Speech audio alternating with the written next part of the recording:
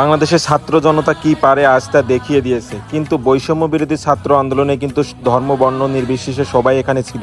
কে মুসলিম, কে হিন্দু, কে খ্রিস্টান, এসব কিন্তু এখানে কেউ দেখেনি। সবাই কিন্তু এই আন্দোলনে যোগদান করেছে। আমার এই ভিডিও থেকে সবার কাছে একটাই মেসেজ থাকবে যে আমরা সহিংসতা না করি। ছাত্র আন্দোলনের সমন্বয়কারীরা ওনারা বলেছেন যে জ্বালাও পোড়াও লুটপাট ভাঙচুর এসব বৈষম্য ছাত্র আন্দোলনের ভিতরে পড়ে না। রাষ্ট্রীয় সম্পদ রক্ষা করা আমাদের সবার নৈতিক দায়িত্ব, তাই আমরা এসব থেকে বিরত থাকি। আপনারা সবাই জানেন যে জননেত্রী শেখ হাসিনা দেশ ত্যাগ করেছেন এবং পদত্যাগও করেছেন। তাই নতুন সরকার আসা পর্যন্ত আমরা সবাই অপেক্ষা করব এবং আমরা শান্তি শৃঙ্খলা বজায় রাখবো। আমরা এসব মারপিট এবং জ্বালাও পোড়াও থেকে বিরত থাকবো। আমরা নিজেরা নিজেদের ভিতরে দাঙ্গা বিবাদ না করি। সরকার পরিবর্তনে বাংলাদেশের মানুষ সবাই অনেক খুশি। আমার ভিডিও চিত্রতে আপনারা সেটা ভালোভাবেই বুঝতে পারতেছেন। আমরা চাই বাংলাদেশের শান্তি, আমরা শৃঙ্খলাভাবে বসবাস করতে চাই এই দেশে।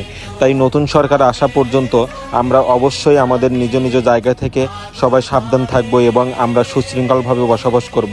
এই দেশ আপনার আমার সবার, তাই এই দেশের সমস্ত সম্পদ আমরা রক্ষা করব। ধন্যবাদ সবাইকে।